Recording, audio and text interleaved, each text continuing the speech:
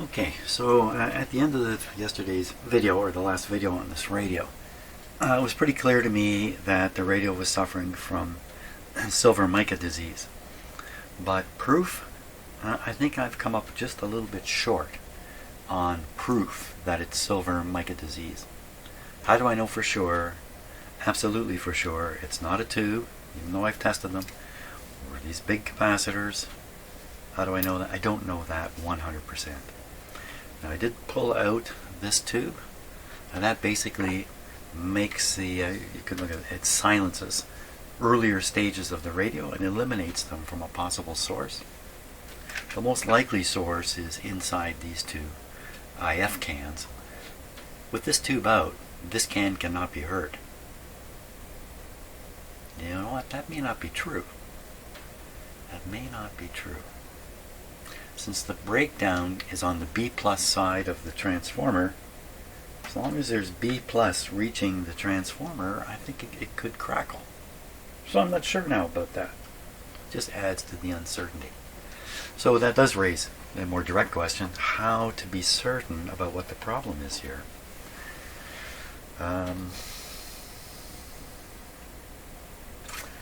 And what is the future of this radio anyway?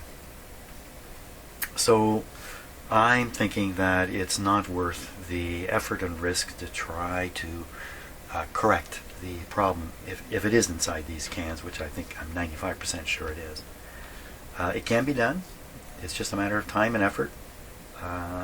If this were owned by a hobbyist, then this might be a good hobby type project to go ahead, take this all apart and restore it and that.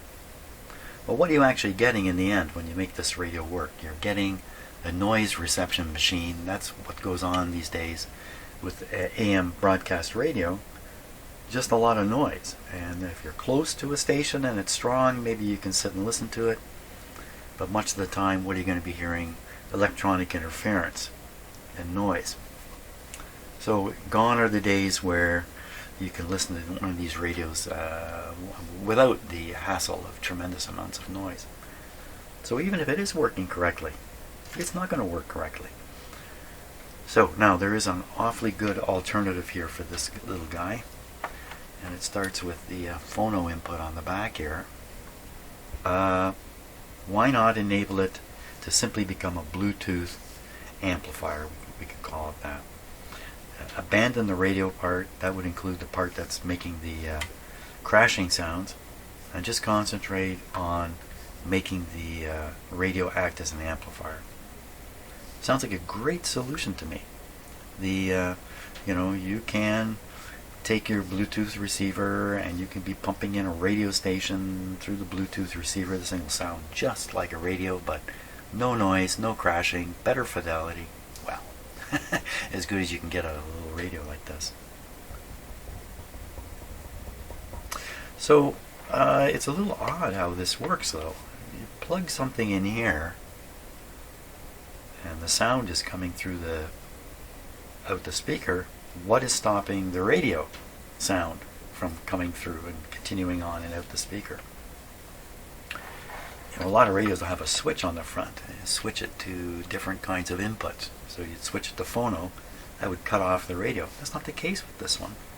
With this one, it would look like the audio signal from your external source is just being dumped into the audio circuits of the radio along with the radio sound.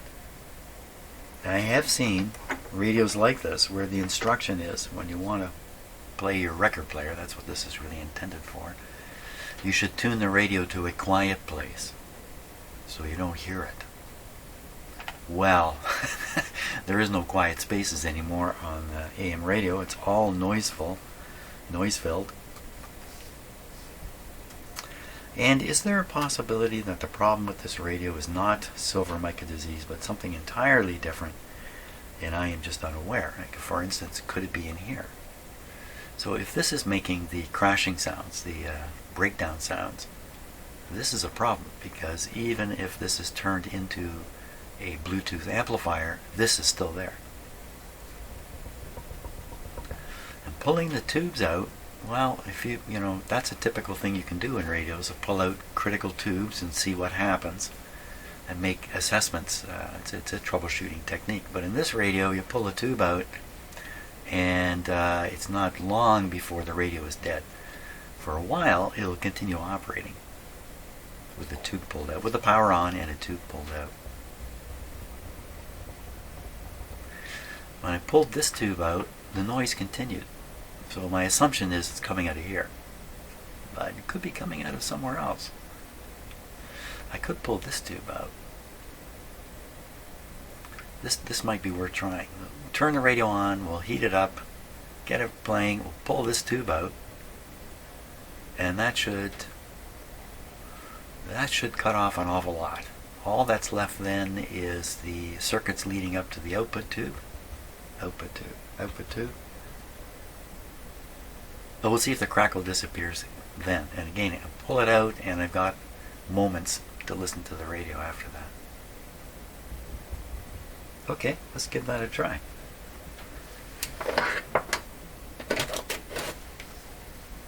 I'd really like to be absolutely certain. That's something we're all seeking in life, isn't it? Where is certainty? Even physicists are driven nuts by the lack of certainty in physics. Right.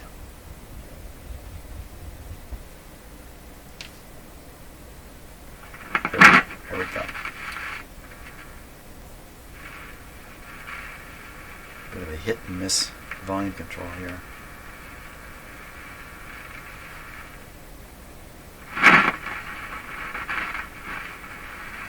Something a little funny about how this volume control is working too. So there's the sound.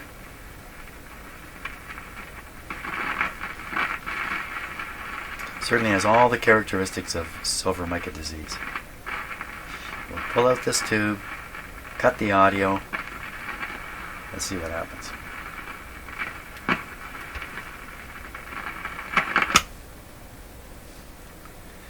Well, that's pretty strong proof of something. Proof that the staticky sound is coming from ahead of this. You know, that was kind of a silly test. I mean, the volume control is doing that too. The volume control should be ahead of the audio amplifier in this tube. And because it can control the noise must be coming before the volume control. So there's two proofs that the noise is coming earlier in the radio. If we break the radio output from the audio circuit here, just find the right wire and cut it, should be silent and ready for an audio signal to come in here. There's many other issues, not many, but there's some other issues, safety sort of issues with plugging something in here we'll have to deal with. Okay.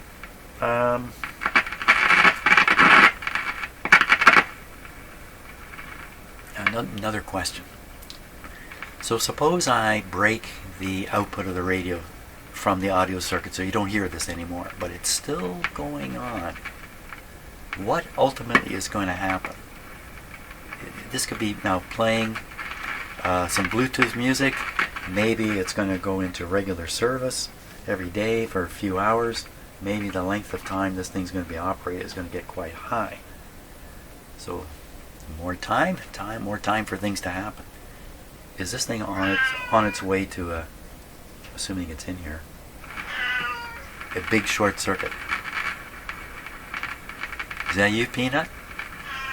It is you. Okay, so I got to think about things a little more here, because I don't want to go way down a road and find out what's at the end of it is not what I thought was going to be there. I'm going to spend a little bit of time with my cat, think a little more about this before I invest time. I'm coming, Peanut. Well, it's actually been a couple days since I've been in my shop, and so I'm kind of starting up again. The last video I posted was a very short video of me checking the level of radioactivity on the clock dial, but I didn't show in that video the clock dial itself, so you can get a good look at it.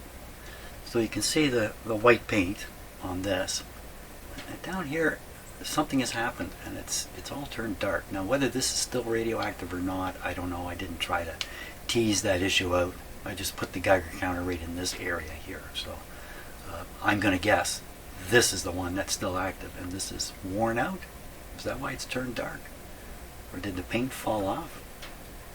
Could the paint fall off and go down in the radio and then come out, and this radio's really clean, and then be loose down here where you could potentially put it on your bologna sandwich and eat it? I don't know about that. That's just a little bit concerning, but not too concerning. Me, just like just about everybody in the world, I stand out under the sun from time to time, so if I'm willing to let a star blast me, what can a little radio do? Okay, so you've just watched the short segment from a couple days ago where I was trying to assess what I should do about this radio, trying to get comfortable with making some changes in it in order that it become safe and useful as a Bluetooth type radio, and abandon the radio that's in here because of the pretty sure silver mica disease that's taken place inside the IF can here. At least this one, probably both. Probably both. I think the next step is to study up on the schematic, so I'm aware of how this works. Now, I've already done this a little bit off camera. I already know the secret of the volume control. So let's look at the schematic now. We'll run through it generally, and then I'll focus on some specific issues that are important for what I intend to do with this radio. There's some safety issues with this radio. Okay, here's the schematic. I got this from Radio Museum. I'm a member of Radio Museum. You should be too. So, what is the concern here? A couple of concerns. The main one is, if we're going to use this phono input, plug in a Bluetooth receiver, then your fingers are going to be all over this thing here, and there's a chance you can get a shock. To what degree is that possible? Not sure until we study this a little more. But this is a 5-tube radio, and often the chassis can be live at 120 volts. So let's take a look at the power supply to start. Then we'll go through the radio here. By the way, this is the antenna end. This is the speaker right here, SP1. That's the speaker. So the radio signal is traveling through the radio this way, coming out the speaker. Now, a radio needs certain voltages for these tubes to operate. You see, it says 95 volts, 55 volts. Where's it getting that from? It's getting it out of this power supply here. So the job of this circuit is to take the power coming in the plug. Here's the plug. 120 volts alternating current, and convert it into DC, direct current, like a battery. Get rid of any vestiges of this oscillating input, the 60 cycle input. Get rid of any of that might remain. Smooth it all out so it's just like power coming out of a battery. That's what these guys are doing here, these big capacitors, in conjunction with this resistor. And then you have, in this case, it says 125 volts that you can use on the tubes up here. The interesting thing to note is this light bulb. We want to take a little look at this. How are they doing the light bulb? So I often find these very hard to look at. So the light bulb is fed between here, between these points. You see the wire coming out, going up to the light bulb, and I'm not going to be able to explain it. I could dwell on this far too long and probably come up with an incorrect explanation, so I'll give the higher level explanation. The light bulb is lit from the voltage drop in the heater here. As much as you might think this is tapped here in the center, it's not. It's tapped way off to one side, so the voltage on the tap is around 6 volts or so. That's appropriate for the light bulb. This is partially why when you turn these sets on, the light bulb goes bright and then dull, and that it's It's not just getting its power from the wall, it's getting it through here. And things are changing initially when you turn on the radio. The operation of this changes over the first 30 seconds or so. Okay, not to dwell on that. So here we have the power supply. We need to dwell on this though. How and where. So we see this. This means that this is a connection to the metal chassis. Or is it? It may not be. Let's see. Oh, here we are right here. So, okay, so this symbol denotes the B minus line. This symbol denotes the chassis. That's very important to recognize. Let's go find this symbol on the schematic. Look. I'm looking for it. I don't see it up here anywhere. I see this everywhere though. Okay, maybe it's down here. Where are you? How did I miss it?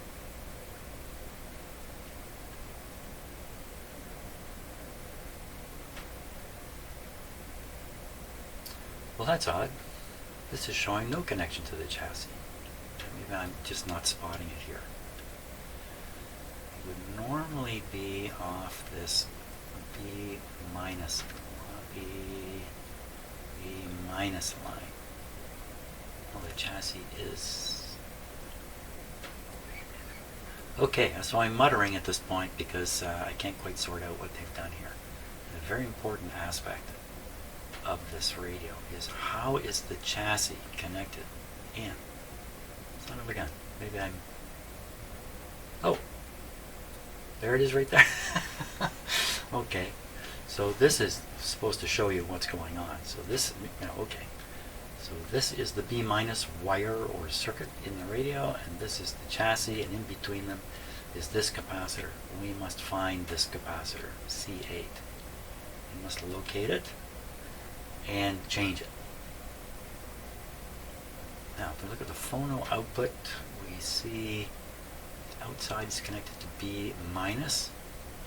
The problem with this B minus is if you plug this into the wall one way, you get 0 volts AC to ground on the chassis.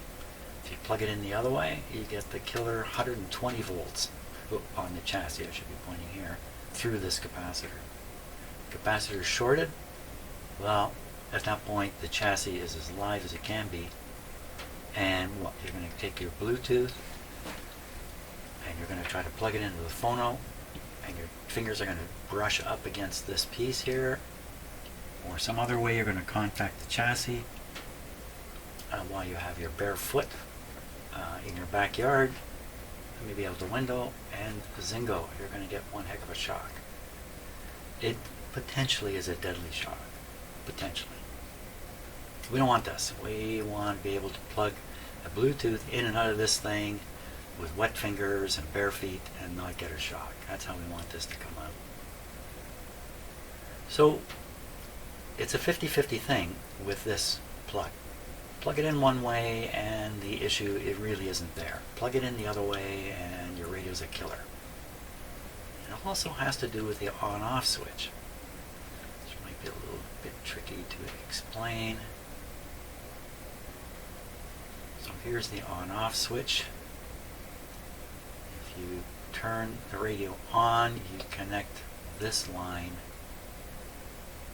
to the B minus. You see, if you plug this in the wrong way, then you've got 120 volts coming right through here. When you open the switch, you can reverse the plug, and you can still get the 120 volts on the chassis. It's just getting there through all these parts. Still get a shock. It's really impossible to make these radios perfectly safe, except to put a 3-prong plug here, or a polarized plug, so that this cannot be switched, cannot be put into the outlet backwards, so to say. So we have to deal with this.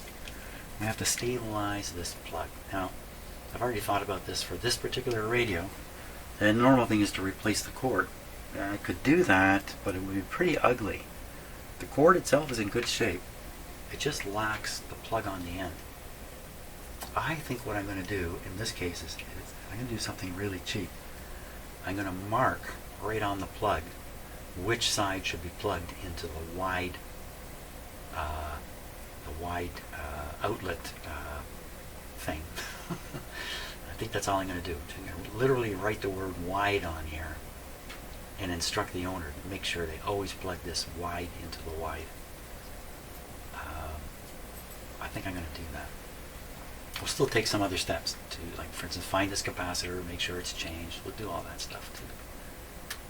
Let's run through the, I'm dwelling too long on things. Let's run through this really quickly. So we have the antenna here picking up the signal. The signal is conveyed to this grid on the 1286, which is an unusual tube to be using in this position. Usually you're using a 4 or 5 grid tube, not a 3 grid tube. These coils down here have to do with a local oscillator. I looked at this yesterday. I was staring at this a little bit, and I can't really explain in detail how this manages to oscillate, other than to say, this is a tuned circuit here, adjusted by the front knob on the radio, and somehow this tube is amplifying the signal in here and feeding back the stronger signal. The feedback thing is what starts up the oscillation. Just unusual how they've done it here. But obviously it works. So I've never seen a 1286 in the front end of a radio like this.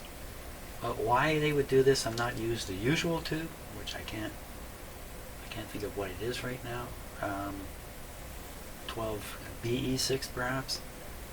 I don't know. I don't know what they were thinking. It's like a really cheap tube. I don't know what they were up to. So in any case, they've done what they've done. So in this tube, the signal from here, the local oscillator, the signal, and the antenna signal are present in this tube. They get mixed. Out come the 4 products.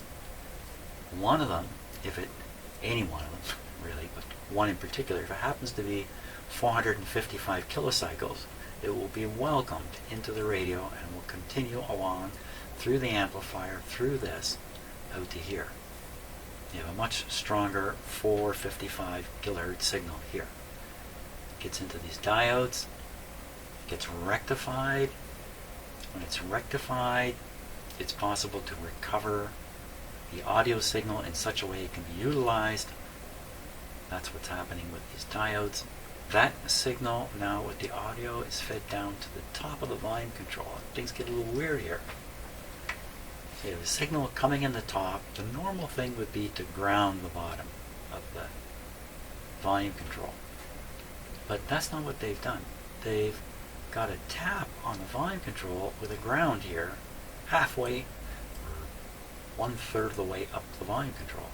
So when you turn the volume control knob, this thing slides up and down here and selects more or less of the signal that's in this wire, which is the radio audio signal. When you get to this point,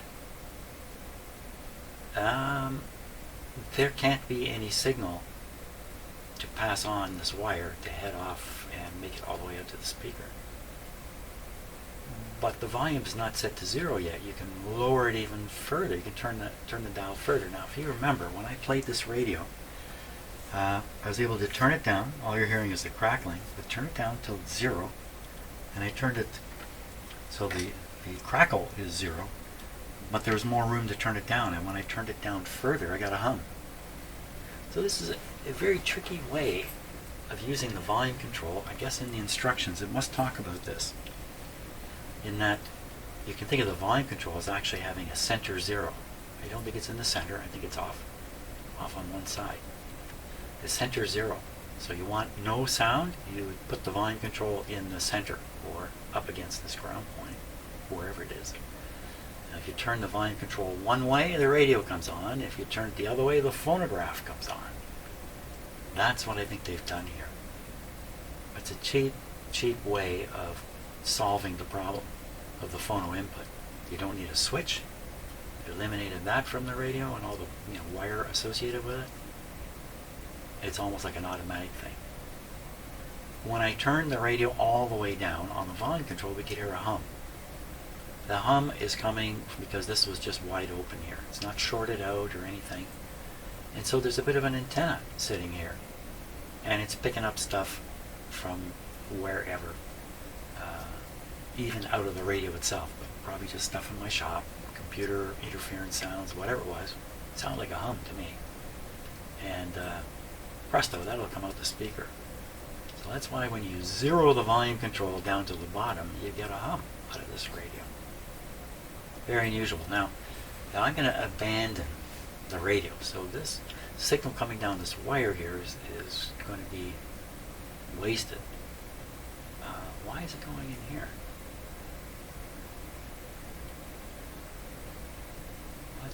So this is grounded. Okay, so this is a filter, a capacitor, and the purpose of this is to steal away any RF that remains, any radio frequencies that remain, without stealing away the audio, which is a far lower frequency, of course.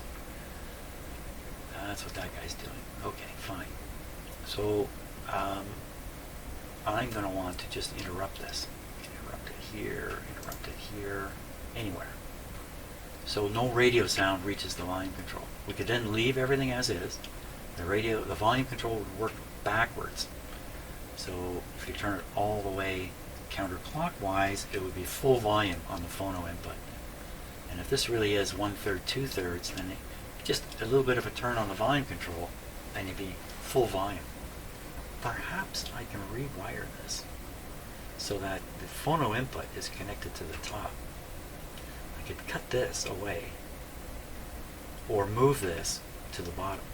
So this is more typical use of a volume control. I think that might work. Rather than feed it in the bottom, feed it in the top. That would give you a full volume control range. And it would work normally. You wouldn't be turning it backwards to raise the volume. So that's something to think about, how to do that. You can see that this outside is connected to the B minus inside the radio, right? B minus wire. That's why we have to be absolutely sure that this does not go in backwards. Now, something is missing in the schematic here from the radio. The radio has a capacitor in here. We're going to take a closer look at where that capacitor is really connected and how this is really done, because there's a variation in the radio from the schematic. So how many more variations are there in here? Probably not many. Now, the next question is, what about these tubes operating here? Won't these things still be operating? Won't the signal still be coming in, still getting amplified all the way, still getting detected, and it's just got nowhere to go here? I think the short answer is yes, all that would still be working. And whatever it is that's breaking down, I'm assuming it's the capacitors here. Good assumption, but still an assumption. Whatever it is that's breaking down would continue to break down. Could you hear it? Well, it's possible. The sound, even with this opened up, the breaking down of this component is right on the B plus line, right on the B plus. So any transient activity from these transient things that are going on here could end up on this line, and then from here, I don't see any capacitors quelling it. There probably is one somewhere. This could go right in. Look, could be right on this line and show up right here. In fact, the sound we're hearing from the speaker right now could be an amplified version of a tiny thing happening back here because of this effect. It's happening on the B plus. The B plus line is, has these big capacitors on it here, especially this one. So that would quell this a lot, but maybe not enough. These guys aren't very good at radio frequency. They're really good at lower frequencies, audio frequencies, but at radio frequency, These big capacitors aren't so effective. Sometimes they put a small one here to handle the radio frequency stuff. There isn't one in this radio. It's a cheap radio. So, it's possible if I leave these tubes as is, I'll be disappointed to find out that even with this opened up, we still hear the crackling. So to stop that, I think I have to stop the B plus voltage on these two tubes. It's not too hard, just have to find this wire here and cut it, and likewise find this. Yeah, this doesn't matter. All this doesn't matter. Cut this one. The was me realizing the local oscillator would stop, but it doesn't matter because we're not utilizing the radio. So now, is that going to cause a additional problem in the radio? I don't think so. We need these tubes. Like, why not just pull these tubes out? Well, you pull out one tube. The tube heaters are in series. Pull out one tube. It's like the old Christmas tree lights. The whole thing goes dead. So I have to leave these tubes in place. Well, why not pull out the tubes and stick resistors in place of the heaters here? I guess you could do that. I'm more inclined to just leave the tubes in there and try to disable them myself. So we have high voltage coming to the screen and the plate of these tubes. We have to cut all that. So I come back. We don't want to cut this though, because this guy is powering up this tube. We need this tube going. Okay, so I got to find this piece of wire, cut it. That'll shut off the high voltage. There are some radios that when you flip to phono, that's exactly what the radios do. They cut the high voltage off in the radio. So the radio goes silent. So I'm not doing something too weird here. That's what we got to do. Find this wire. Got to mark this plug. Got to sort this out. And I think we're in business. Now I would like to kind of mock, well, it's a little hard to mock up cutting off the power to these two, but mocking this up before actually altering it would be a good idea. I'm not sure how you do that. Okay, that's the plan. Plan is done. Step, which first? What first? Well, we'll sort this out first. Then we'll look at this and make a plan on it. Then we'll go ahead and in case there's something more about this, we'll cut these down here. Actually, cut it down here, and then we'll look at feeding signals in and checking this out, flipping the volume control around, so to speak, so the phono input is coming in the top. I think I got it. I think I got it. Oh, and find this capacitor. Most importantly, find that capacitor. Should be easy to find. One leg of it will be soldered right to the chassis. Why don't we find this guy first? Because that's kind of straightforward. After I find that, it'll be coffee break time. Okay, radio's not plugged in. Let's take a look here.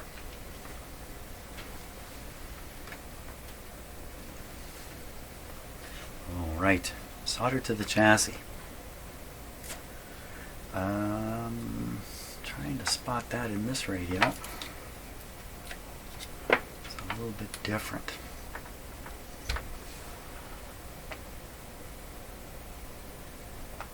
Where would you even have a chassis type connection? There's one being made right up in here, right where the phono plug is. There's the capacitor I mentioned that's in the circuit that doesn't seem to appear on the schematic. But you know what? This is it. This is the capacitor. This is the capacitor because it's tied here, and this is physically part of the chassis. So that's the capacitor. So that's why it's not on the schematic, is that I just didn't know what I was looking at. So we got to change this guy. It's very important. If this guy is shorted, this radio becomes very dangerous. The plug. Here's the existing cord, which is put on the back here very nicely. The cord is in very good shape. No one's ever bent this sharp. Let's just make absolutely sure. even wash this up and make it look a lot better.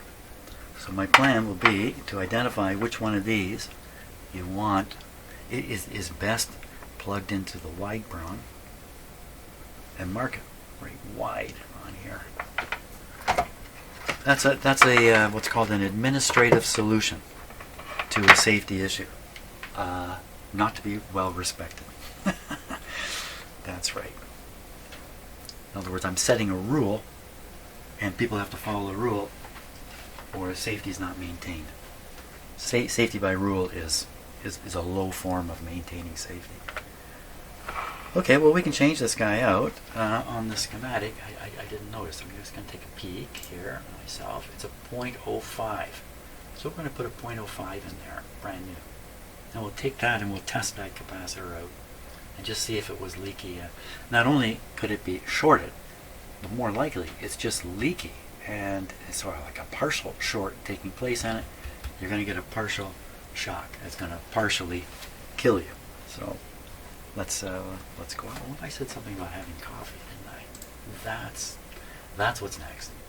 Coffee break. Okay, notice something a little, well, I hadn't noticed before, I guess. You can see the capacitor coming down. Can you tell it's soldered up here? Look, there's a copper pattern on the top of the board. There's another one on the bottom. So this guy's got circuits on the bottom and on the top. This is grounded to this larger copper area. That's clearly the B minus. So everything adds up. That's the guy to change. Here's his replacement right here. Why don't we cut it right out of there right now, and we'll stick it on the tester. What I thought was the component lead went through the board and was soldered underneath, as in so many of these are done that way. You know what? I think I'm going to desolder that guy there.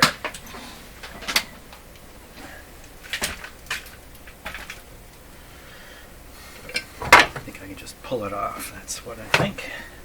That would be better.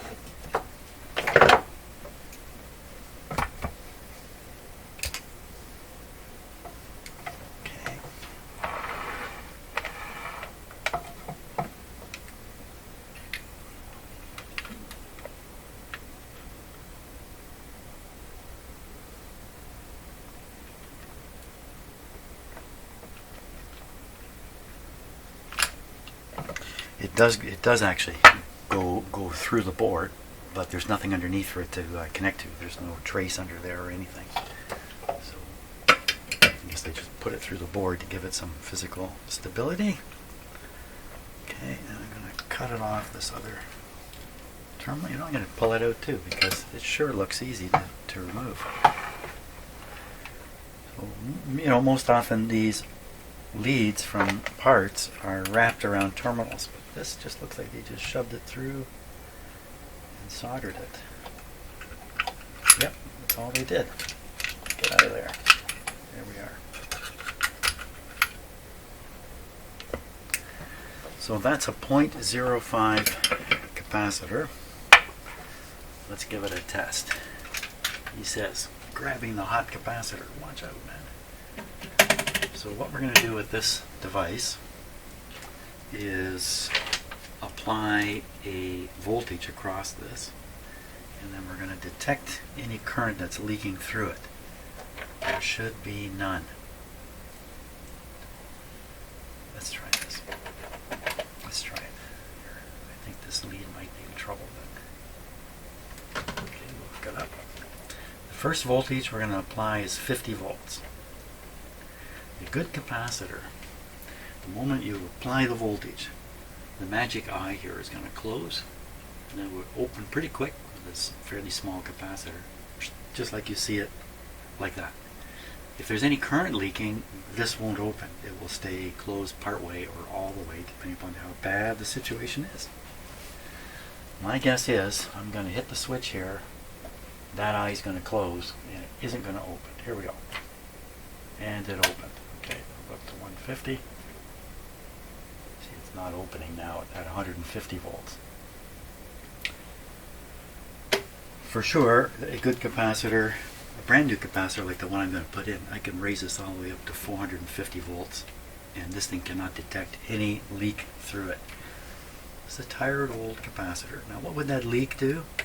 Well, we don't know how much it is, like what resistance the leak is, so I can't be absolutely sure.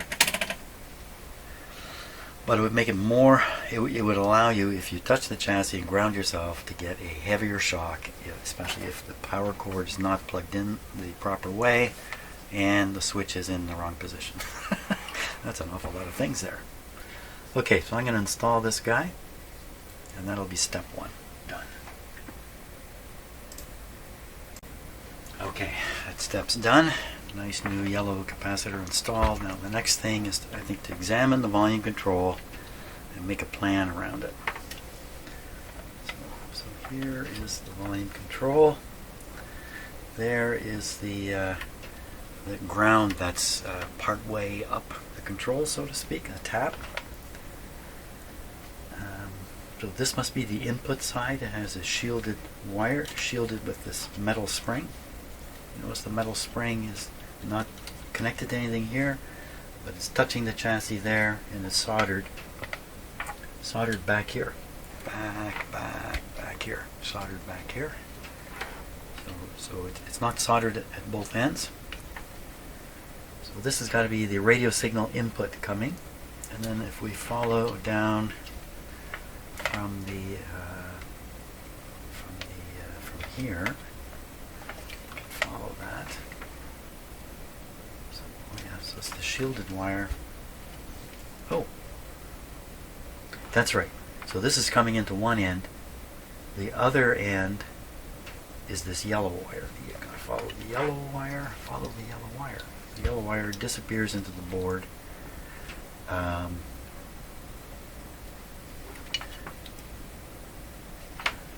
what we would want to do is simply take this wire off. Take this wire connected here. That'll put the ground at the bottom of the volume control. Take this now disconnected wire, connect it where the yellow one is, cut the yellow one away. That'll be the end of the radio signal coming over to the volume control. That'll leave the volume control solely controlling the input from the phono jack on the back here. Pretty simple, all accessible, like the plan, enough wire to do everything, nothing too complicated. That's great. Now the next thing is that I want to do next, now that I have a plan for that, is look for a way to interrupt the B plus coming to these two front tubes. Now this is a little tricky. There's no lead wires. It's all this trace down here. It's harder to. It's easy to cut a wire. It's a little harder to cut the trace. Maybe my plan's going to go downhill. So take each one of these tubes, figure out which pin is the plate, and then trace the plate back. There's even the possibility of cutting it right in the where the socket pin goes through, but I think that's a little awkward to do. Okay, let's take a look at that. This tube, this is the 12AU6. 12AU6, yeah. My book. Let's say which pin is which on the 12AU6. Let me just raise this up a bit here. 12AU6. 12AU6. Here we are, diagram. Plate is on pin 5. So we'd want to look at pin 5. So counting from the top, 1, 2, 3, 4. So that's 5. 5 is going down there. Now, a little bit trouble getting underneath here. We better count them again. 1, 2, 3, 4, 5. So it's just a little bit of copper here. It's really tough to cut that. what is it hooked up to? It's going right into this can. So my options are limited here with trying to cut the cut the B plus. See, there's just no wires in this radio. Doggone them. No wires to cut. Maybe I will have to get in there and just get a knife and split this. I think that's what I got to do. Let's just count them again. Make sure I'm on the right thing. So 1, 2, 3, 4, 5. That's the plate. The fact that it's connected to the IF can is sensible. No, that was kind of weird what just happened there. There was a tiny bit of solder sitting there. And I touched it, and it fell into the radio. Fell into this can. Oh, that's not very good. That's weird. Okay, well, that's gone. Hopefully I'm going to basically be de-energizing this can anyway to de-energize the tube. So go back and count up 5. So other side, this is probably here again. There's just no wires in here. Sooner or later I'm scratching off a trace.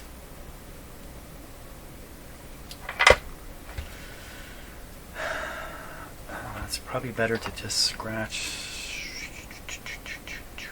Why don't we stop the high voltage from getting into the IF can entirely? It's not just. So I was thinking de-energize the tube. That's fine, but maybe this can sparking thing is still going to continue and be heard because of what I was explaining earlier, that you can travel through the power supply lines and show up in the audio circuits. So we really need to de-energize the actual IF transformer.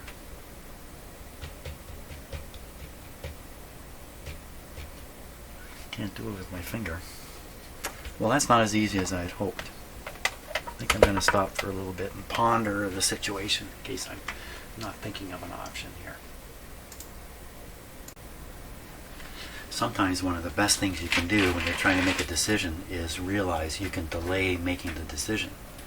So trying to decide how to cut the B plus power from these two tubes, I can delay that decision because I could go ahead and do the volume control, see if that even works. And maybe there'll be no sparking sound coming out of the radio. Maybe it's all fine, and maybe I don't have to do anything about the B plus going to those tubes. Okay, that's what I'm going to do. So I'm going to rewire this according to the plan I had, and we'll see what we end up with here. We'll actually try to run Bluetooth through it. Okay, very good. Oh, one more thing. We should do this now. Do this now. And that is sort out which of the power prongs is the one I want to mark as the wide plug. The wide plug in an outlet. I'm talking about this. The wide plug is the grounded side. So let's take a look at this power cord. Goes in the radio through here. And well, this is not going to be so easy.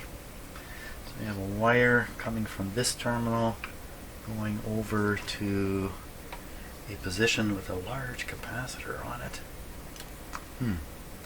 The other side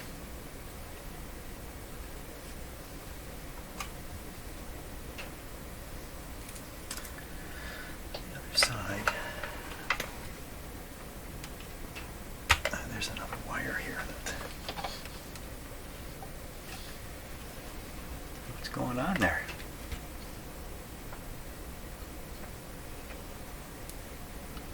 I swear there's a wire shorting these two things together. That can't be the case. Oh, okay, so just the angle I'm looking at it, looks like there's a wire coming across between the two terminals, but in fact it's just a wire sticking out. It doesn't go anywhere. It's just a visual thing. Okay, there's not, I couldn't possibly have a short there. Well, a good guess is this is the grounded side, so to speak. This is the side we would want the live wire to come to. This single wire goes up into the clock where it meets up with the switch. Got to be the case. So we want this side to be the grounded side. So to sort this out now, you either have to follow this wire back. Let's try this. Sometimes these wires are marked. This one is not. Sometimes one side will have a rib. This one, actually, there is a ridge. There's a ridge. There's a ridge right here, so I can feel that. Okay, so let's think this out. This goes in like this. This is the side we want the wide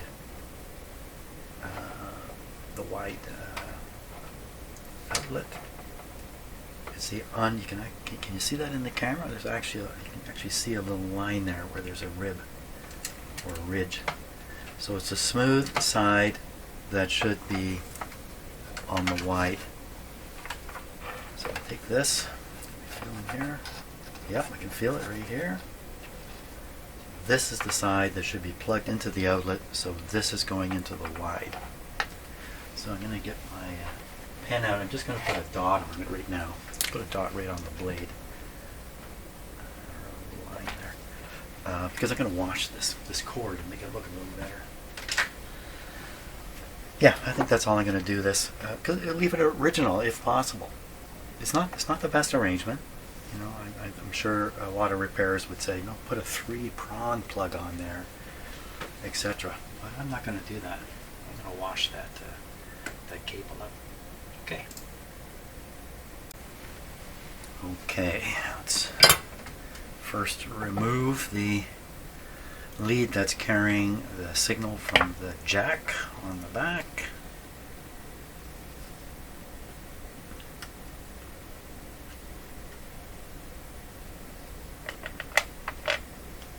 This is really twisted around here.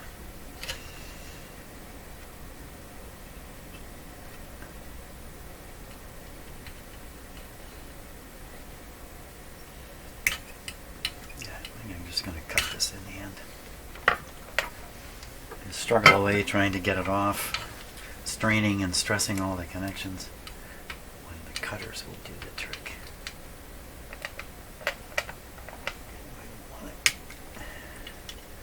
A lot of wire there.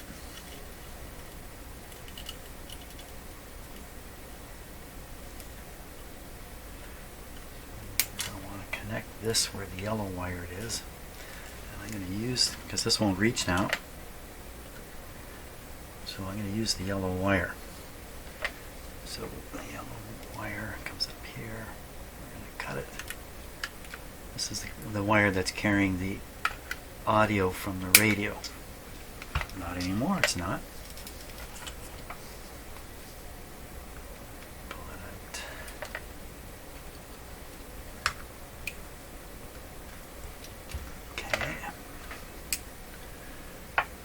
Trim off the insulation here. Can I do it with this? Yes. And what about this guy? Well, there's not much wire here. I don't think I can do it with this tool. I don't want to get it involved with the spring. Let's cut the spring. Let's cut the spring. These cutters here are kind of ruined anyway. My wife grabbed these and cut something like this. Just nip it. Come on. Can't cut it. Can't cut it.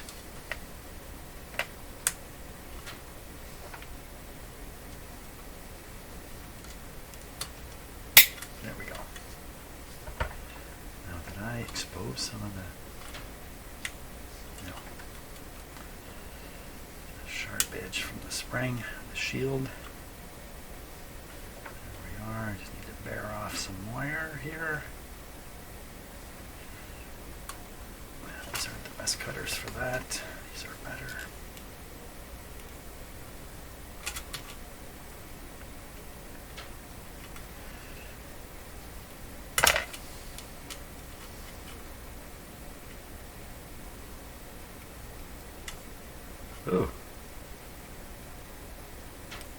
guys have taken a beating.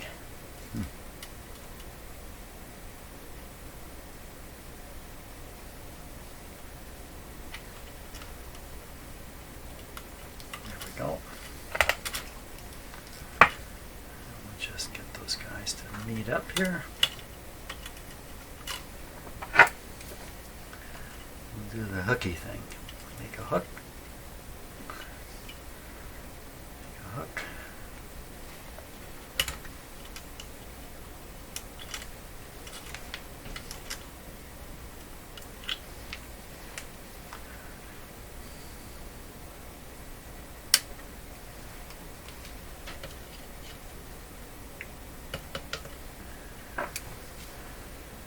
And throw a little solder on that.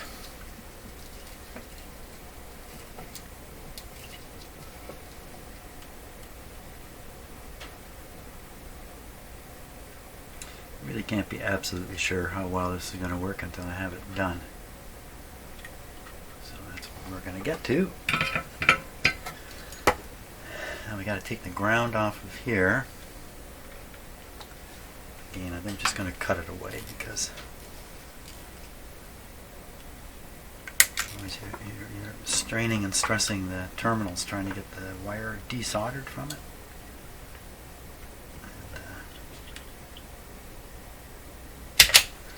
Okay. Oh no, here comes my cat. Hello? Shop door is closed. He's pretty stupid about doors, this cat.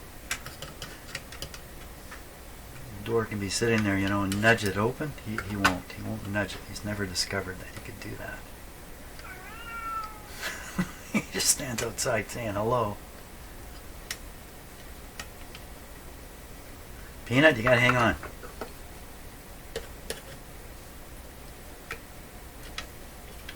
That didn't work. Now I'm rushing. My cat is making me rush. Don't rush me, cat. We're just going to push this into place.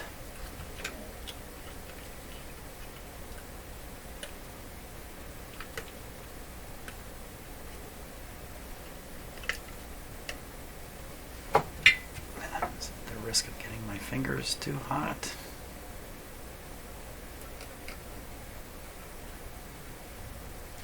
Some more solder there.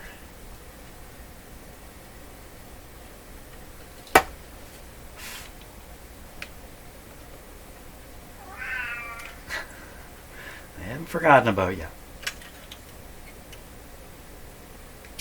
No, it's not working. It's not working.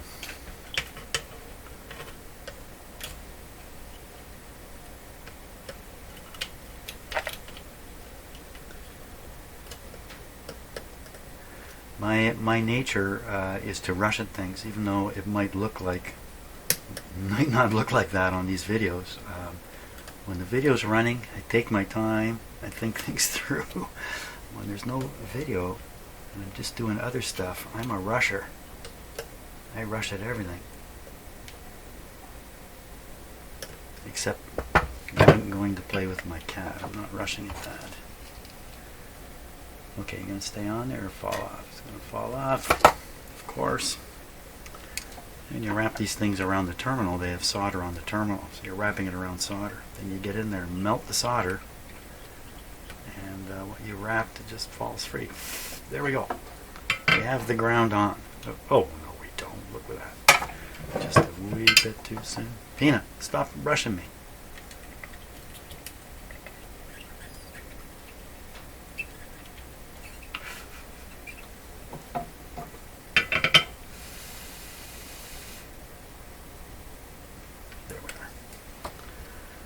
Okay, we've set the volume control now, so it should work normally. It should go right from one end to the other and control the volume. There's no midway point anymore on that guy. Okay, so I think we're pretty close now. Plugging this in the proper way so as not to have 120 volts on the chassis, and got the protective capacitor, if we can call it that, over here. We've left the B plus on these tubes, just as it is. It's time for a test. Hey, Peanut, I'm coming. I think he's left. Okay, just to be absolutely sure of things, let's just do a little test here. Do either of these prongs connect to this? That's the question. And the answer is, as I thought, no. So, that's good. That means this is isolated. This is the Bluetooth receiver. It's isolated from the power system. Just as I thought. Okay, we're going to put that there. And to have just the kind of cord that's needed. We're going to go here, we're going to go there, and when we're ready, into there. Next step is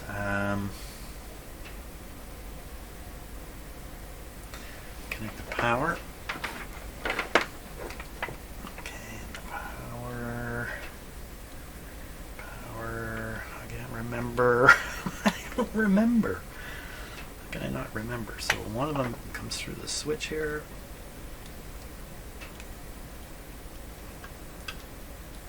I mean that through the switch that's built into the clock, which is not here.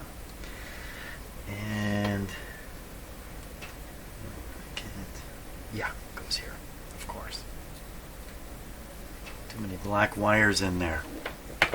Okay, we don't want this to ground out or anything, just sit like that. Now I'm going to be plugging this into an isolation transformer, so grounding issues, not quite the same as plugging it into a regular outlet. But I am going to plug the Bluetooth receiver into a regular outlet now that I've tested it.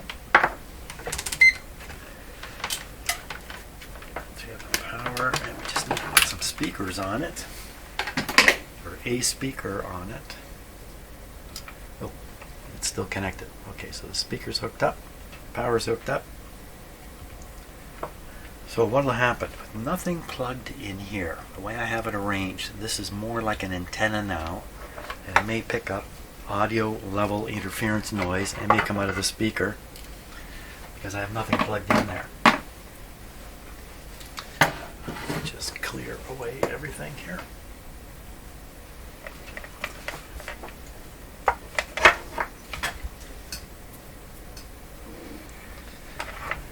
Okay. Volume down. Any reason to not operate this? This is just a little hairy here.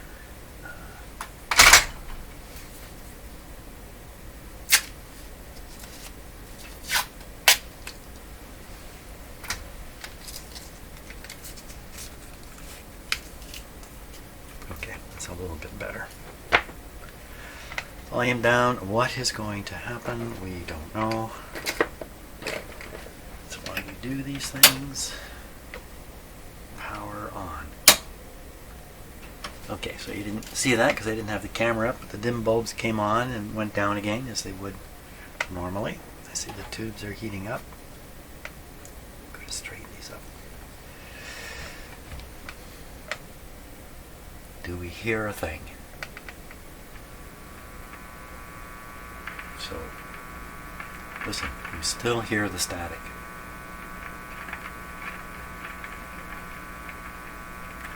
There's no way the audio output from the radio is making it in its normal way to the speaker.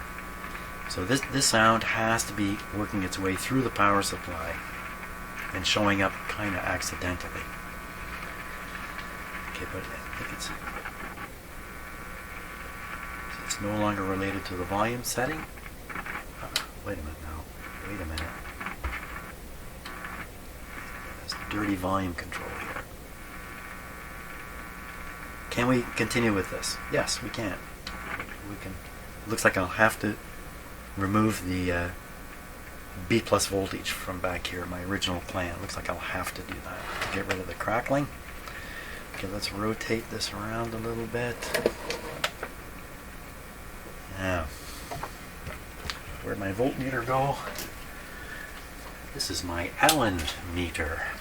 A generous person on the east coast of Canada sent me this meter because for them it was excess. So what we want to do is look for an unexpected voltage between here and here before I plug it in. Before I plug the output in from the Bluetooth guy. So we do it right to the inside here. Okay, watch the voltmeter. You can't see a thing. Let's try that again.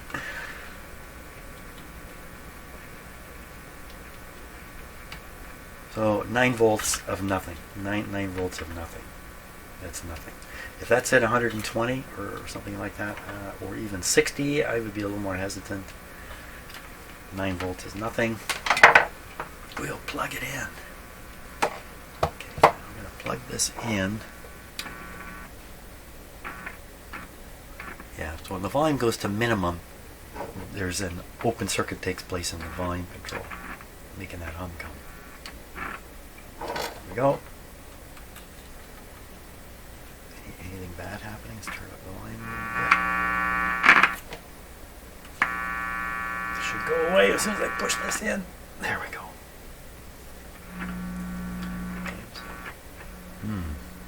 Okay, so the first time we're hearing this particular hum, I have not plugged this into a power supply yet. So this is just floating here. Okay, I'm going to plug in the power here into a regular, sort of regular outlet. It's in.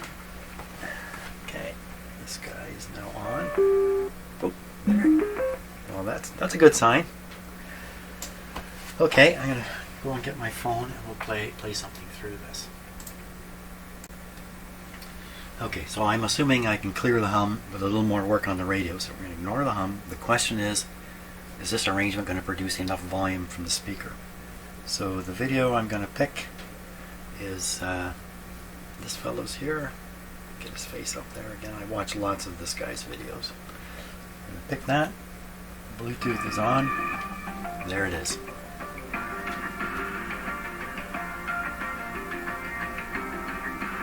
Skip that. Volume on my phone. Oh, this is probably making interference on the video, by the way. Volume's fairly high on the phone. Full blast on the phone. Their competitors are scared. Volume control on the radio. They're saying that the semi isn't even possible. Their way of dealing with it. Pretend this problem, pretend this disruption doesn't even exist. I'm sure by now, my friends, you're aware of Tesla's new, well, this is a gigafactory. This is, not only is this a gigafactory making a product, so, no one else is making to this standard. Let me stop this now. Mercedes themselves said that the Tesla Semi defies the laws of... Okay, so we stopped the video from playing. So that test was good. Sound quality was good. Volume was great. We just have to deal with the hum. The hum seems to be related to the... When you turn it up, you can hear more hum. And if I pull this out... It's just possible that if I plug this in the way I plan to do it, and why wouldn't I do that? Well, because these prongs aren't connected right now. If I plugged it in using the cord, got the grounding right, plugged it into a real outlet, there might not be a hum, because this is presently plugged into a isolation transformer, so this thing's kind of floating. I could apply a ground on here with a wire. I think I can do that. This would kind of imitate a 3-prong cord arrangement. Why don't we try it? Okay, first measure the voltage from the chassis to ground. Bearing in mind this is plugged into an isolation transformer, and the polarity here I paid no, well, there is no polarity, is there, on AC? There's no ground. There's no, this is an isolation transformer, removes the ground. Okay, so we have this set to 600 AC. I'm going to ground the other lead over here, as soon as I get it untangled. Okay, let's ground it over here. Ready. 53 volts. So that's roughly half of 110. What that indicates is the capacitor that I installed here is working, doing its job.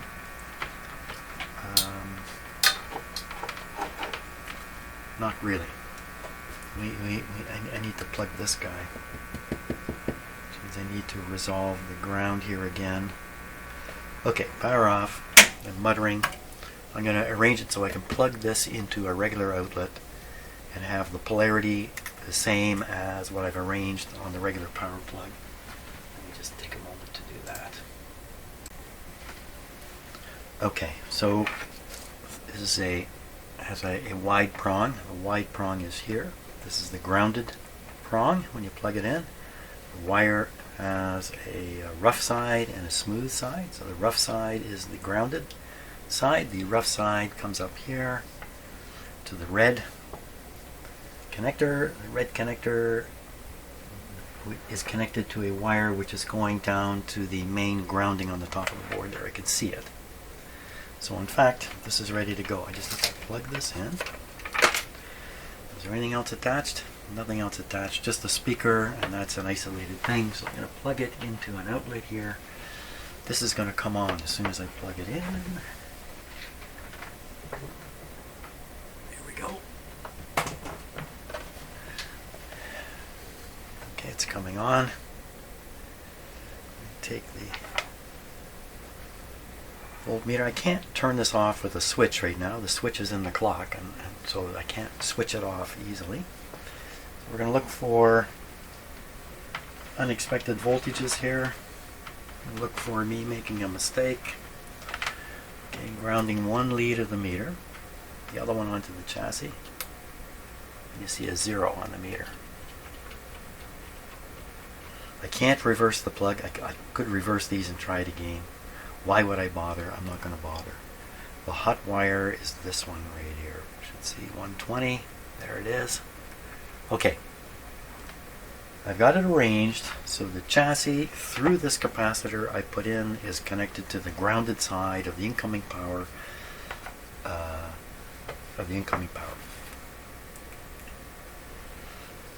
What do we get? Hum?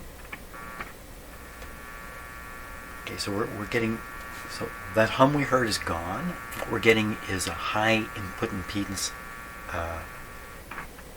more of a buzz. If we plug this in, should knock that away. Once again, before we do that, let's just check. This is ground to ground, chassis to chassis. You're going to get the same meaningless little voltage there. Okay, we're going to plug this in. I don't think anything bad is going to happen. First, before. Full volume. Back down.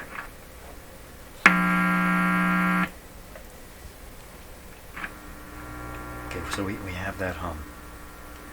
So where's the hum coming from? Crying out loud, is the hum coming out of this power supply? Okay, well, to find that out, we're going to pull the power supply out. Actually, I can pull the supply out of the outlet here. Here we go. Now I got a tone.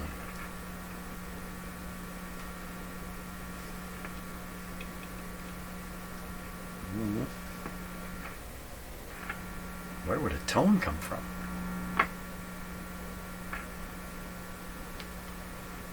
Don't know. Pull this out of here. There's not. Okay. Pull this out of here. This'll turn the volume down a little bit. This will return this to a high impedance output, acting a little like an antenna.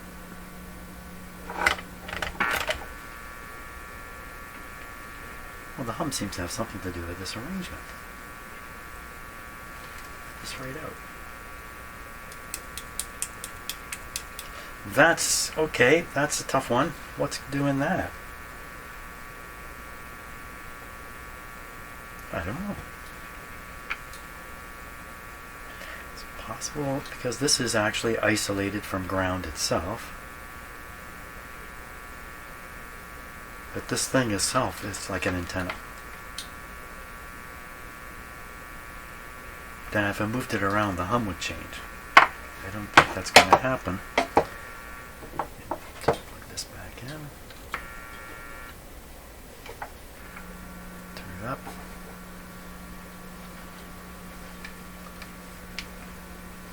No, this doesn't seem to make any difference. Let's pull one of these out. I pull the other one out, the hum should disappear and the buzzy sound should get louder.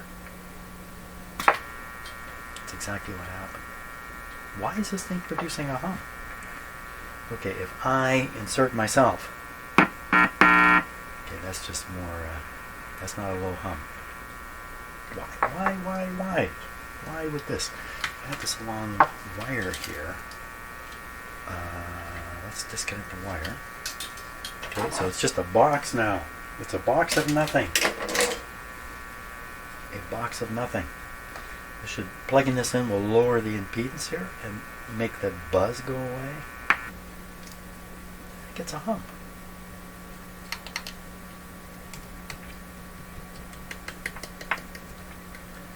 I'm flummoxed by this hum.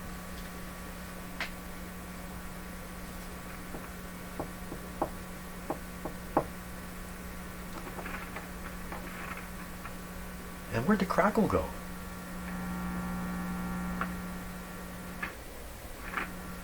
Where did the crackling go?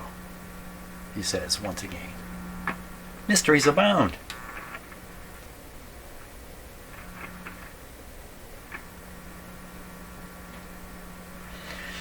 So this is really meant to be plugged into a record player. The record player cartridge impedance, I don't know what they are back in the day when you know, a couple thousand ohms.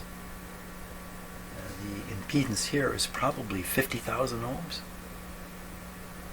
So maybe if we had a lower impedance in the input here, we wouldn't hear that hum. That's very disappointing. Now, we are listening with not a big speaker, I'll show it to you. It's the one up there that says RCA on it. That's what we're listening to. That's much bigger than the speaker in the radio. Could it be that the speaker in the radio wouldn't reproduce this hum anyway? We'd never hear it.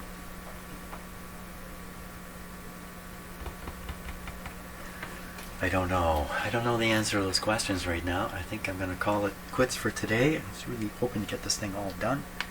Looks like another day on it, dealing with this unexpected hum, which I'm going to have to think about a little bit. Bingo. Yep, that's the time for lunch indicator.